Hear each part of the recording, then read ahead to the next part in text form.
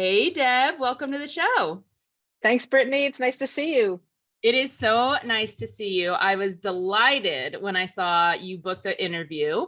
I actually heard about your book through a woman who works at Aetna, and I'm going to send this episode to her. So I'm calling you out. She works at Aetna, and I was calling her for some mentoring. And she said, Britt, you have got to read this book, LadyParts. It has changed my whole perspective. It's changed my life on women's health. I can't believe it.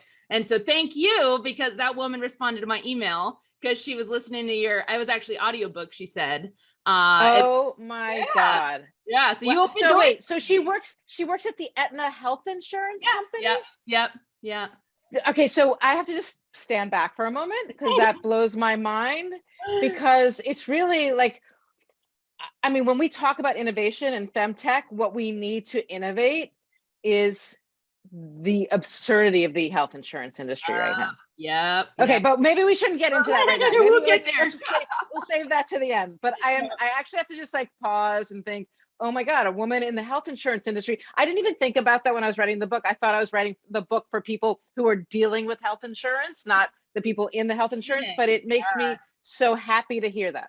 Yep. So thank you, because when I reached out and said, hey, I'm working on innovating women's health, she's like, yes, I've just heard about this. This is a thing. We need to talk. So, nice. And I saw your interview. I was like, oh, perfect. Full circle. Nice. Well, I'd love to start our interviews off with learning more about your background. I know we're going to get into it. I mean, we're talking about your book, which is a memoir. So essentially this whole podcast is your background, right? But why don't you give our listeners just a preview of who you are previous to being an author of this book? Sure. Thank you for asking, Brittany. I started off my career as a war photographer. So from 1988 to 92, I lived in Paris, and I was based in Paris as a war photographer. So I covered Afghanistan during the Soviet pullout. I covered Israel during the first Intifada. I covered the Romanian Revolution, the Soviet coup, blah, blah, blah, blah, blah. Lots and lots of news events that happened between 88 and 92. Then I moved to New York. I worked at ABC News at a show called Day One in long form journalism. Then I went and I worked for 4 years at Dateline NBC. And then after that, I wrote a book called Shutterbabe, which was a memoir of my years as a war photographer. And that was sort of a career pivot. So at 32, I pivoted to writing full time. But within that writing full time has been sort of a back and forth between, sitting in a room by myself, this room, or going out into the world and working in various corporate entities, depending on how much money I needed at the time. Really, it's like I'm trying to kind of make my career work and be a writer at the same time. So I've written 7 books. I don't have to list them. People can look them up. But the most recent, the reason why you reached out to me, is really the bookend to Shutterbabe. It's called LadyParts, and it's a memoir of kind of marital destruction and the destruction of the body at the same time, and the resurrection. So the arc of the story is, oh my God, my marriage is broken up, my body's falling apart, everything's falling apart. And then you have the arc to, okay, I guess I'm okay now. There are issues still. Yeah. Well, I'm so excited to get into the book with you. When did you write it? When did it come out? So it came out in August of this past summer, so 2021. I wrote it between 2019 to 2020, and I actually wrote it while I was doing 3 other full-time jobs. So I was a writer on Emily in Paris. So here was my, at one 3-month period, here was my schedule. From 4 a.m. to 8 a.m., I wrote LadyParts. Then I would jump in the shower, and from 8:30 to 9:30, I'd walk to my job in LA at Emily in Paris, because that was my only exercise. Then I'd work in the writer's room until 4. I'd walk back, get another half hour of exercise. And then I worked at actually a FemTech company called NeuroTrack, which was run by a woman, and it's about Alzheimer's. So it's about trying to get people to not get Alzheimer's. It's not a post-Alzheimer's, it's a pre-Alzheimer's. It's, do I have it in my family history? How can I avoid it? And so I did a lot of the writing for that company. And then I would finish that work around 10 p.m. and then work on my writing at The Atlantic. I'm a journalist for The Atlantic as well. I would pass out at midnight, and then I'd start all over again. It was intense. I don't recommend that schedule, but I also don't like to turn down opportunities when they come, because it's feast or famine as a writer. It's like you either have a lot of income or you have no income. And so when I have these moments where I can, make a nest egg, I do it. Yeah. Yeah. It reminds me a lot of when I was finishing my PhD in genetics, I started my first company and I actually got funded. And I mean, you can't get funded and then be like, cool, like I'll spend it in 2 years when I'm done with my doctorate. And so there was a year where I was writing a thesis, an honors thesis on my discovery of small RNAs and E. coli, that blah, blah, blah. Meanwhile, launching and traveling the world as like this business owner of, Pheromore, DNA-based dating app. And it was hell. It was hell. I had no friends. I had no social life. I apologized to my dog so often about how the lack of walks we were going on. And I just kept telling my dog, I had one at the time, I now have 3. But I kept telling him, mommy's doing this for us. Mommy's doing it for us. I promise. One day we'll have a big backyard with fenced in, like. I mean, listen, I had 3 kids when I was doing this. 2 of them were luckily in college at the time, but the little one, and people said, like, how did you do this? And I said, I had 2 men back in New York taking care of my son. So I had my ex-husband who had my son half the time, and I had my new partner who had my son the other half the time. And otherwise I wouldn't have been able to do this at all. So, we have to talk about, and I think we are behooved to talk about when men support us. Yeah. Like women have constantly supported men, right? When men step in to say, you've got this, I've got you. Mm-hmm. And that was an amazing thing. I love that. And why did you write LadyParts? So I wrote LadyParts because I had to. The best books come about, and I'm not saying my book is the best book, but I'm saying for me, the books that I'm most proud of come about because there is an internal force that will not be silenced unless it comes out. And writing to me from the age of 4, when I started writing, has always served as a form of therapy as well. Meaning it's a way for me to process trauma. It's a way for me to process what's happened. And LadyParts is really the story of trauma. And it came about because I was looking down in the shower at my body, and there's scars all over my stomach from various there was a hysterectomy, there was a trachelectomy, my appendix was taken out, just like all over my body are these scars. And when I looked at the scars, I thought to myself, oh my God, each of those body parts represents a period in time. And each of those body parts is weirdly a perfect metaphor for that period in time. So I'll give you an example. Uterus, when I had my uterus taken out, it was at the same time that I lost my female mentor. And by the way, female mentors are very important, but my female mentor was Nora Ephron, the filmmaker. She died the day after I lost my uterus. And it was also the same day, literally the same hour, that my daughter got her period. So here you have sort of the 3 generation of women. My mentor dies, I get my uterus out, my daughter picks up the reproductive baton, all in the same 2-day span. Breasts, the second chapter was about getting a breast cancer diagnosis while taking my child to college and losing my marriage. So each of these body parts was really seminal to that plot point in the life. And so that's why I named each chapter, the 6 chapters, after a body part. And then that gets you through the book. Wow. Yeah. Give our listeners a brief overview. I'm sure that all of them want to read it. They should get it on Amazon, or where else can they buy it? Is Amazon the best place you'd recommend? Amazon is fine. We all have feelings about Amazon one way or the other. Whatever your feelings are, go for it.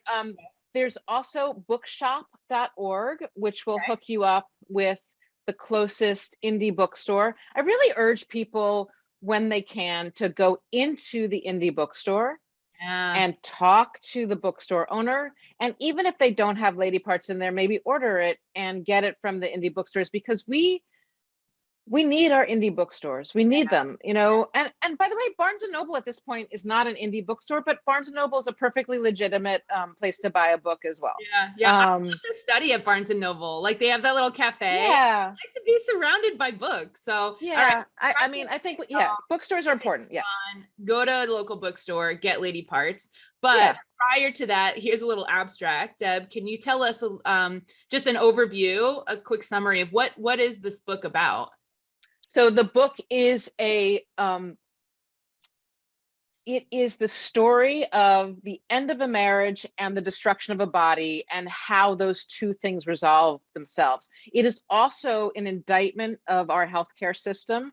It is also, at the same time, I do a lot of research in the book. So the book is my story, but every time I had an opportunity to bring out statistics or data, I did, because I thought it was really useful to understand that this is just not a me problem. This is an everyone problem. And what's been fascinating for me is I get emails, at least one a day, sometimes 15 a day, from readers saying, and this surprised me at first, and though it doesn't surprise me anymore, they say, "You've told my story."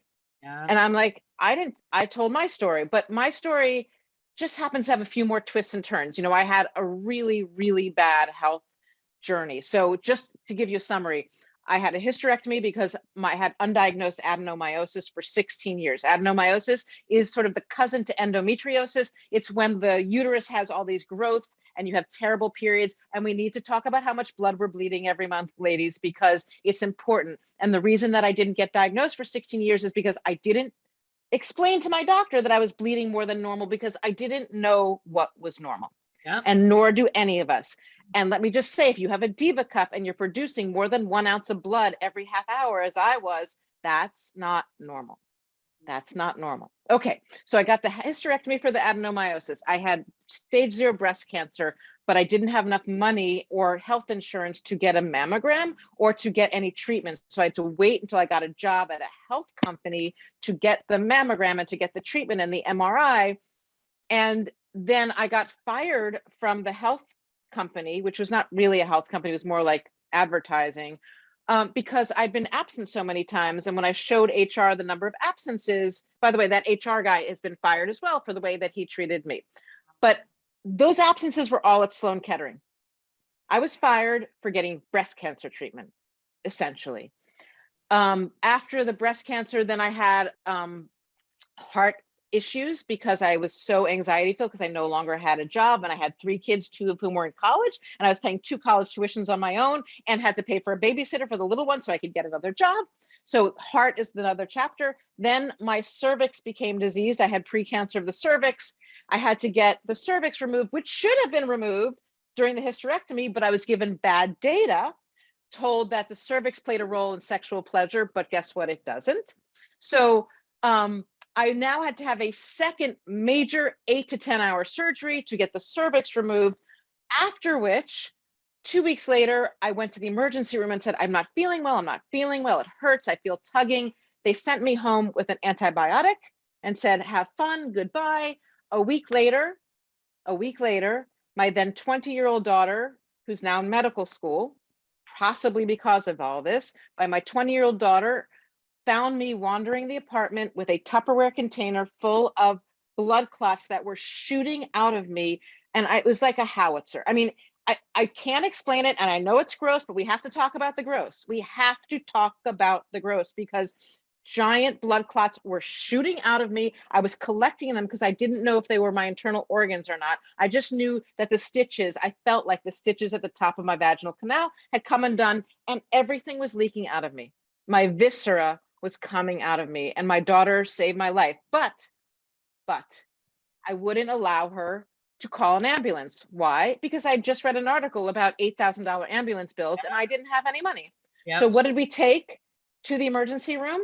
Not Uber, but Uber Pool, because I was trying to save money. We took Uber Pool to the emergency room. And if that doesn't tell you everything you need to know about how effed up our healthcare system is, I don't know what does. Anyway, cervix, then vaginas, the last chapter, and then I didn't expect the final chapter of the book, but I got COVID. So the last chapter is lungs. I got a really, really bad case of COVID on March 18th, 2020. Why? Again, because of bad science. So I went for a UTI. A lot of us have UTIs. A lot of us don't know that we need vaginal estrogen to treat UTIs, even if you've had breast cancer. I'm going to say that again. If you have bad UTIs or recurring UTIs, go talk to your doctor immediately, mostly gynecologists, about getting vaginal estrogen. It is a cure for recurring UTIs. So I go to the urgent care with a UTI. They give me Keflex, a prescription for Keflex. I tell the guy, this was March 9th. I said, dude, it's not going to work. I know my body. I've had recurring UTIs my whole life. Keflex is off my list of antibiotics that work any longer in my body. Alas, only Cipro works. I need a prescription for Cipro. He said, I know, I'm a doctor. I know better than you. Sent me out the door. 10 days later, I come back to his urgent care. No, sorry, 9 days later, March 18th, I go back to the urgent care. I shout through the door because everybody in that urgent care is coughing. It's New York City. They all have COVID. They're all dying. And I'm screaming, I need Cipro. Give me Cipro. And they said, no, you have to come back in and pee in a cup. And I was like, you have my pee from last week. You don't need any more pee. So they made me come in, pee in a cup, sit in that room of COVID without masks for 40 minutes. And the next day I came down with COVID. Yep. Unbelievable. Sorry for yelling, but no. Yeah, we talked previous to recording that we get loud when we get passionate. So I totally get it. My listeners know I do. I'm overwhelmed with questions, with concern, with empathy, with love, with anger. Like I have a lot of wide-ranging emotion. Before we dive into all these little pieces, is there any light at the end of this tunnel? Like, was there any hope at the end of the book, or do you feel hopeful now? Oh, I wish I could say yes. Yeah. But and it's not that I don't have hope. It's that I cannot believe that my friends in London are getting 4 rapid tests a week sent to them at their house individually. And I just applied to get my 4 rapid tests sent to my house for the 3 people that are in, like, it's ridiculous. What about people, what about homes that have 10 people in them? Oh, so then only 4 out of the 10 people can get the test. We have not figured out healthcare in this country. Oh, yeah. It is a tragedy and a travesty. And what I'm left with at the end of the book and in my life in general is we have an ageism issue. We have a corporate structure issue. We have an income inequality issue, and we have a healthcare issue. And until we deal with all of these, I don't have hope. But I do have hope talking to somebody like you who's young and female and trying to change the world. It's when I speak to, like, I go on a lot of Zooms these days, like older lady Zooms. And the older lady Zooms sometimes invite their daughters. And it's when the daughters get on that we really get into it, because they see me as the cautionary tale. And they're like, I'm 22, that better not be me. Yeah. And I'm happy to be that cautionary tale, because I want to shout to them, like, this is your job right now. You have to figure out how to change this. We have to fundamentally change our corporate and healthcare system in the United States. Let's talk about the corporate and healthcare system. Sure. You talk about corporate policies that force women out of their jobs. So let's tap on that a little bit. What was your experience, and what do you think I have a belief that corporations are set up based on a male metabolism for the heating and cooling systems. It's based on a male hormone cycle of a 24-hour day. Like, there's so much about corporations that are male centric and women trying to just fit in. So what's your view? So right now I have a Substack publication called LadyParts that grew out of my book. And the reason I have a Substack publication is because I cannot find a job. I'm 55 years old. And I have sent out over 100 resumes, 100. And I am a Golden Globe nominee. I'm an Emmy Award winner. I've had multiple best-selling books. I'm a journalist at the Atlantic. I mean, I don't know how much better my resume could be. And it's not that even I'm not getting hired. I'm not getting called back. 55-year-old women are not considered work worthy. And that is a problem. So I'm for my Substack right now. I decided, well, I want to look into ageism and I want to go to the source. So I talked to a female lawyer who also got kicked out of her job as a lawyer at this big firm, started her own firm that's really just dealing with women who are being aged out. And she said the saddest thing to me. Her name is Nicole Page. She's an amazing lawyer in New York City if you need an employment lawyer. But Nicole said to me, and I'm going to be writing this in my Substack, what I tell young women who are in their 20s and 30s who come to me with contracts, I say to them, what are you going to do when you're 49?